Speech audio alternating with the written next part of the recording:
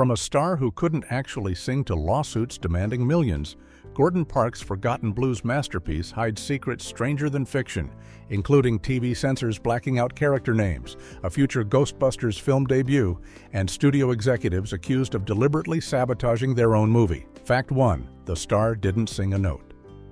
When Roger E. Mosley stepped into the role of blues legend Leadbelly, he delivered a performance so convincing that audiences believed they were hearing his voice pouring out of that 12-string guitar. But here's the surprising truth. Mosley never sang a single note in the entire film.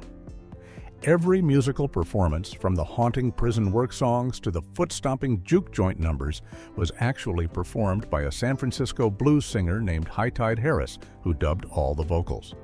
This wasn't unusual for Hollywood biopics, where acting ability often takes priority over musical talent. But what made it remarkable was how seamlessly Harris's voice matched Mosley's intense physical performance. The actor fully committed to the role, learning to play guitar and perfecting the movements of a musician, even though someone else would provide the sound. Some critics actually praised the vocal performances without realizing they weren't watching and hearing the same person. One reviewer from The Hollywood Reporter specifically criticized what they called High Tide Harris's inauthentic reproduction of Leadbelly's vocal style, showing they at least knew about the dubbing arrangement. Despite not singing, Mosley's portrayal of the troubled musician was so powerful that Roger Ebert wrote, "He played the part with great strength," and the film showcased one of the best musician biographies ever made. The decision to use Harris made practical sense, since capturing authentic blues vocals required someone deeply steeped in that musical tradition. But it meant that the voice that moves audiences throughout the film belongs to an artist many viewers have never heard of. Fact 2. Future Ghostbusters big screen debut. Before Ernie Hudson became a household name as Winston Zeddemore in Ghostbusters, he made his very first feature film appearance in Leadbelly, playing a character named Archie. Hudson's journey to that debut role started at Yale School of Drama, where he earned a full scholarship to their prestigious MFA program after establishing himself as a playwright and founding member of the Actors Ensemble Theater in Detroit.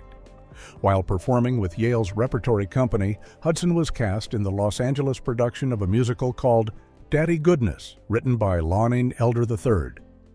That production changed his life because it led to a meeting with director Gordon Parks, who was preparing to make Leadbelly and saw something special in the young actor. Parks offered Hudson what he described as a co-starring role in the film, marking his transition from stage to screen. Unfortunately, Hudson's film debut didn't launch his career the way he hoped. As he later recalled, all that followed Leadbelly was a year of bit parts and some harsh lessons about Hollywood, which frustrated him so much that he actually enrolled in a doctoral program at the University of Minnesota, considering leaving acting altogether. The disappointment was so profound that Hudson seriously contemplated abandoning his dreams of a film career. But he persevered, and 8 years later, he landed the role that would define his career when he put on that Ghostbusters uniform and delivered the famous line about believing in ghosts when someone's paying him. Fact 3. Gordon Parks' final theatrical bow. Gordon Parks, the groundbreaking photographer who became Hollywood's first major black director with The Learning Tree in 1969, chose a fitting subject for what would become his last theatrical film. Leadbelly arrived in theaters in 1976 when Parks was 64 years old, capping a remarkable but relatively brief film career that had lasted less than a decade. After revolutionizing black cinema with the massive commercial success of Shaft in 1971 and its sequel, Shaft's Big Score, Parks could have continued making crowd-pleasing action films, but instead he returned to his roots with this deeply personal blues biography.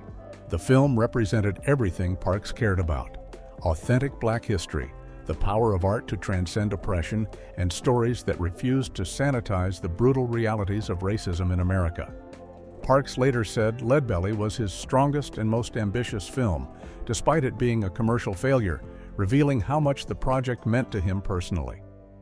The disappointing reception and what Parks believed was deliberate sabotage by Paramount executives left him disillusioned with Hollywood.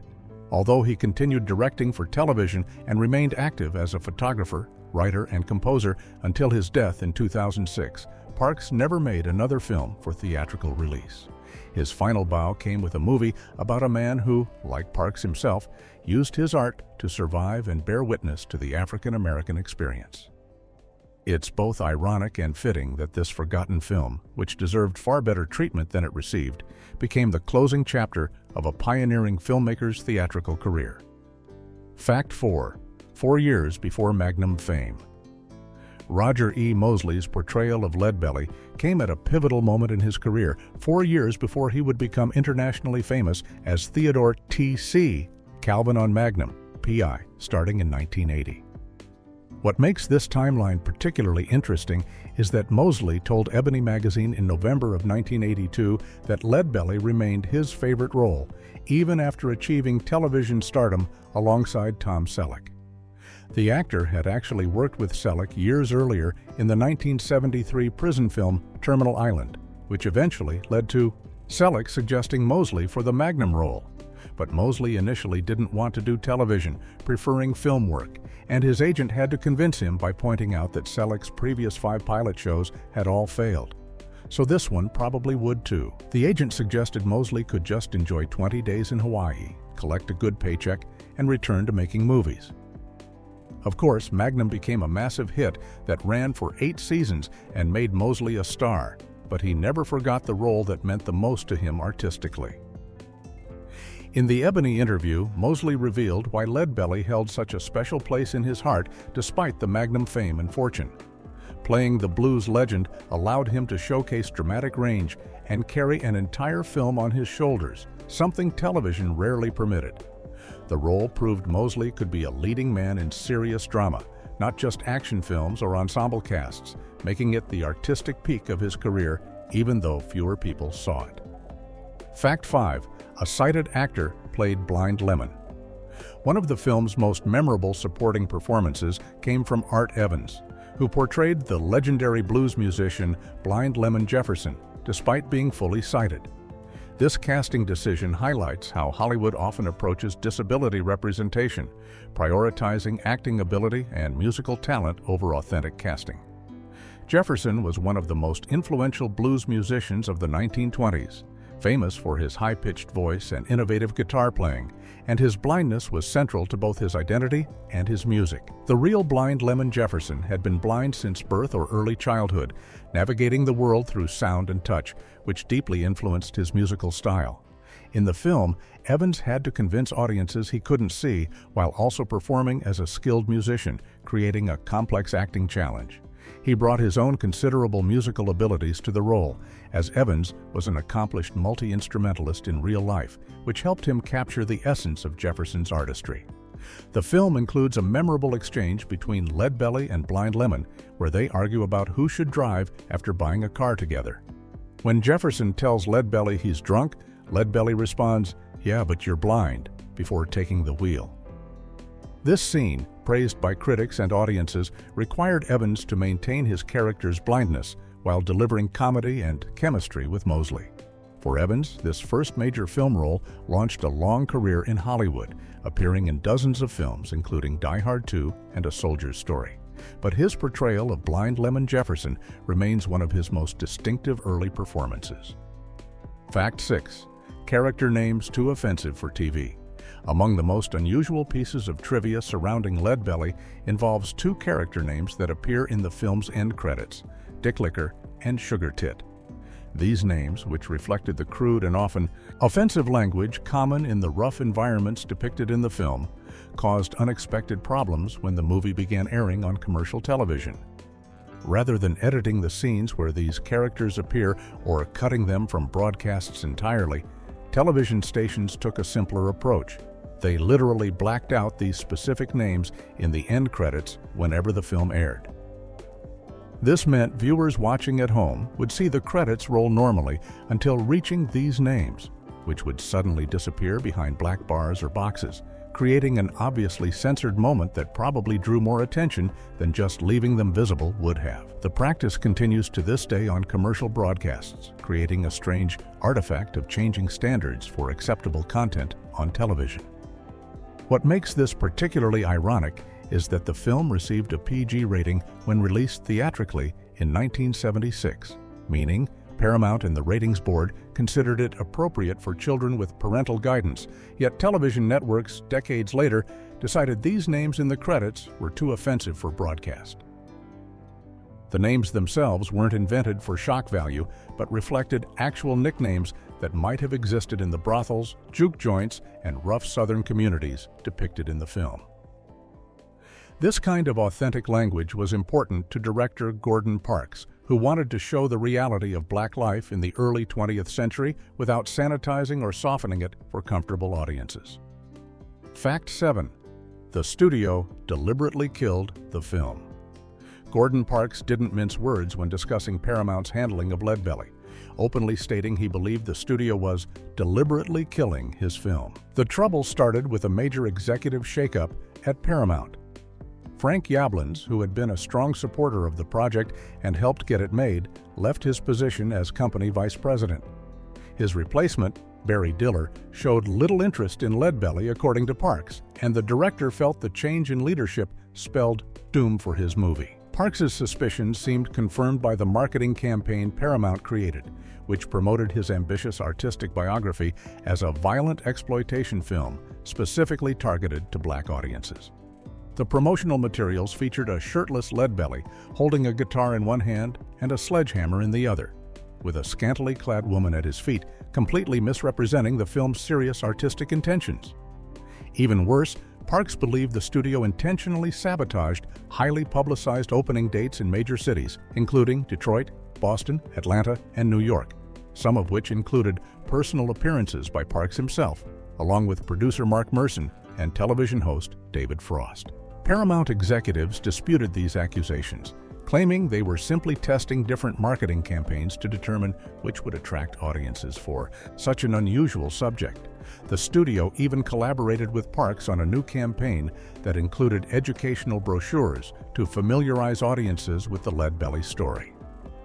Producer Mark Merson also expressed dissatisfaction with Paramount's promotional efforts, believing the film would have benefited from the same kind of thoughtful campaign used for other Black-themed films like Sounder or The River Niger, rather than exploitation tactics. Fact 8. Family sued for $16.5 million. The legal troubles surrounding Leadbelly began before the film even hit theaters and revealed deep family divisions about how Huddie Ledbetter's life story should be told. Jessie Mae Ledbetter Baisley, one of Leadbelly's daughters, attempted to halt the film's release entirely, claiming it made unauthorized use of her father's name, appearance, and life story.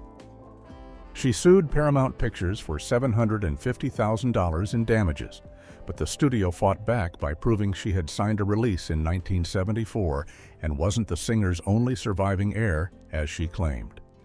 A U.S. District Court denied her request for an injunction, allowing Paramount to proceed with their planned preview on July 25, 1975.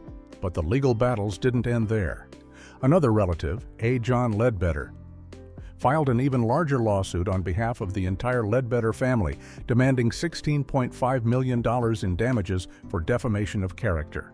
The lawsuit claimed the film's portrayal of Leadbelly as a violent man who fathered illegitimate children was completely false and would shock the conscience of anyone who knew the real person. More personally devastating, the suit stated that Ledbetter family members living in Houston, Texas, and Los Angeles were being subjected to ridicule by friends and neighbors because of how the film depicted their famous relative. The lawsuit even included provisions to claim additional damages for every theater screening throughout the film's run, potentially making it even more expensive for Paramount. These legal challenges reflected genuine pain and embarrassment felt by family members who believed their ancestor deserved better than being portrayed primarily as a criminal and womanizer. Fact 9. Shot in Texas, Rolling Hills. Despite spending most of its running time depicting Louisiana and the Deep South, Leadbelly was actually filmed in the rolling hills and pine woods east of Austin, Texas. The production was based out of Austin, taking advantage of Texas's varied landscapes to stand in for multiple southern locations. Director Gordon Parks needed to capture the feeling of Louisiana's Angola Prison, Shreveport's notorious Fannin Street Red Light District, cotton fields, and various rural settings where Leadbelly lived and performed. Rather than filming in the actual locations where these events occurred, the production found what they needed in the Texas countryside. The film's end credits specifically acknowledge the State of Texas Film Commission and Mayor Bill Holmes of Marlin, Texas, noting that the picture could not have been made without their assistance. This Texas connection was particularly appropriate given that much of Leadbelly's actual life unfolded in Texas, where he served time in prison, committed at least one of the murders that sent him to jail, and developed his musical style.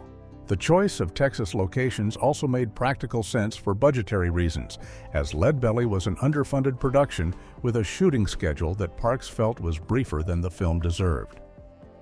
Cinematographer Bruce Surtees, who had worked extensively with Clint Eastwood, captured the Texas landscapes in a way that emphasized the yellows and reds of hot southern afternoons, making audiences feel the oppressive heat that the characters endured. Some critics specifically praised the film's visual style and the way Parks photographed rural black life in an unstressed, unsentimentalized way that felt authentic, even though viewers were actually looking at Texas standing in for Louisiana. Fact 10. Angola Prison, named after slave plantation. The film opens with Leadbelly swinging a sledgehammer while incarcerated at Angola Penitentiary in Louisiana during the 1930s, breaking rocks under the brutal sun. What many viewers don't realize is that Angola Prison was literally built on the grounds of a former slave plantation and takes its name directly from that dark history. Before the Civil War, the land belonged to a slave trader named Isaac Franklin, who owned multiple plantations in the area and named them after African regions where enslaved people originated. He called this particular property Angola, after the southern African nation, while another of his plantations was named Loango, after a pre-colonial African kingdom. After slavery was abolished following the Civil War, the plantation changed hands and eventually became part of Louisiana's convict leasing system, where the state essentially rented prisoners to private companies to work under conditions that closely resembled slavery. In 1880, former Confederate Army Major Samuel Lawrence James purchased the Angola plantation and used black convicts leased from the state as his workforce, keeping them in the old slave quarters and subjecting them to brutal conditions, including whippings, insufficient food, and deadly work requirements. The state of Louisiana finally purchased the 8,000-acre plantation in 1901 and established the Louisiana State Penitentiary on those same grounds. Authors Charles Wolfe and Kip Lornell, who wrote a biography of Leadbelly, stated that Angola in the 1930s was probably as close to slavery as any person could come in 1930, with the staff running the prison like it was a private fiefdom, where mostly black prisoners worked the same cotton fields their ancestors had worked as slaves. Fact 11. The governor. Roll was a real governor.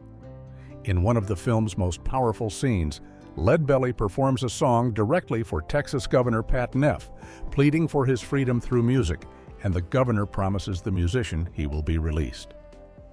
The actor portraying Governor Neff was John Henry Falk, and while he wasn't actually a former governor, he was a genuine Texas personality who brought his own fascinating history to the role. Falk was a well-known radio personality and storyteller who became nationally famous for a different reason.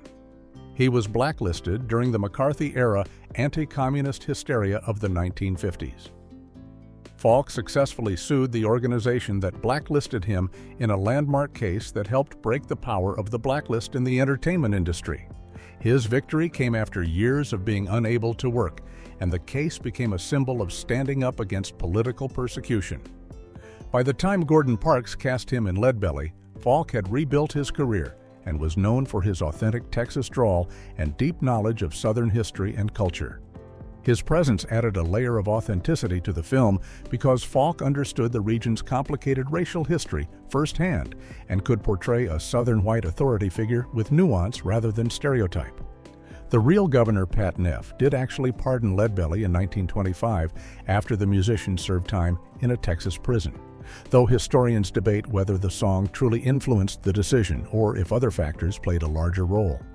Having someone like Falk play this pivotal figure meant audiences were watching a performer who understood the weight of that moment and could convey both the governor's power and his humanity. Fact 12. Marketing as exploitation. Despite art film intentions, Gordon Parks created Leadbelly as an ambitious artistic biography that honestly depicted the brutal realities of black life in the Jim Crow South. But Paramount Pictures had very different ideas about how to sell it. The studio's marketing department created promotional materials that made the film look like a typical blaxploitation picture, complete with posters showing a shirtless, muscular Leadbelly holding a guitar in one hand and a sledgehammer in the other, with a scantily clad woman positioned at his feet. This imagery emphasized sex and violence rather than the film's serious examination of racism, prison brutality, and artistic survival.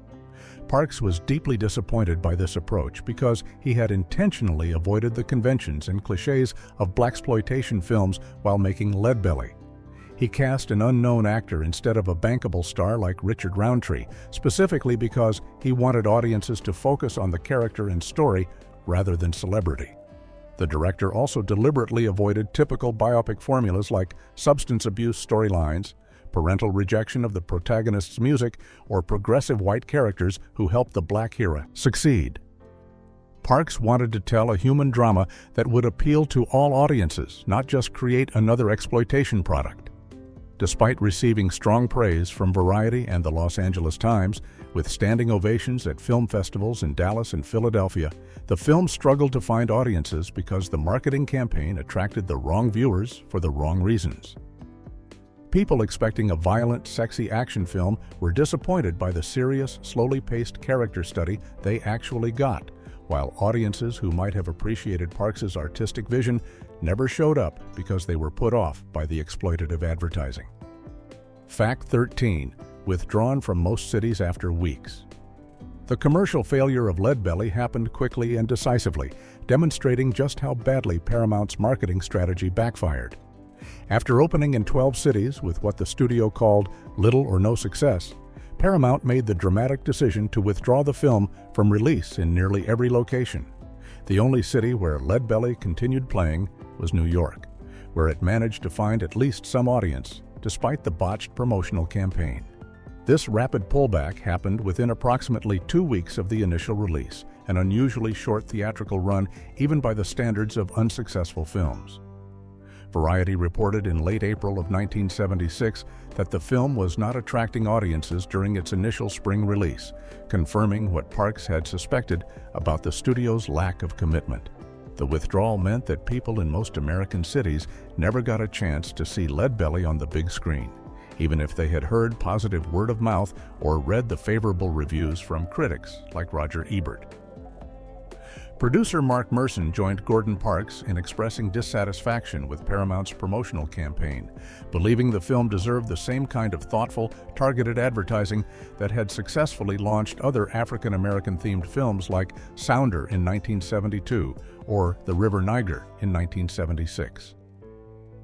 After meeting with Paramount's promotional department, Merson received reassurances about the studio's commitment, but those promises apparently came too late to save the film's theatrical prospects. The ironic outcome was that a film Parks considered his strongest and most ambitious work essentially disappeared from theaters almost immediately, becoming one of the quickest box office failures of his career despite receiving some of the best reviews he'd ever gotten. Fact 14. Critics called it decidedly less dramatic. Reviews for Leadbelly ranged from enthusiastic praise to harsh criticism, with some of the harshest words coming from the Wall Street Journal. The newspaper's critic cited numerous inconsistencies between the film and the historical record, complaining that the fictionalized version of Leadbelly's life was decidedly less dramatic than what actually happened to the real Huddie Ledbetter. This assessment was particularly stinging because it suggested that screenwriter Ernest Kinoy and director Gordon Parks had somehow made a boring movie out of inherently fascinating material. The criticism had some validity, as the film did change or invent characters and events for dramatic purposes, while simultaneously leaving out some of the most interesting parts of Leadbelly's life.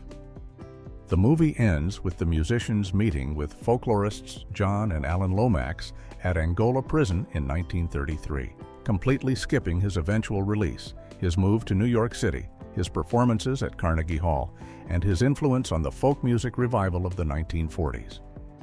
Other reviews were more positive, with Variety and the Los Angeles Times both praising the film and specifically singling out Roger E. Mosley as ideal casting for the title role. However, The Hollywood Reporter offered mixed criticism, complaining about cultural stereotyping of Southern white males and specifically criticizing High Tide Harris's singing as an inauthentic reproduction of Leadbelly's vocal style.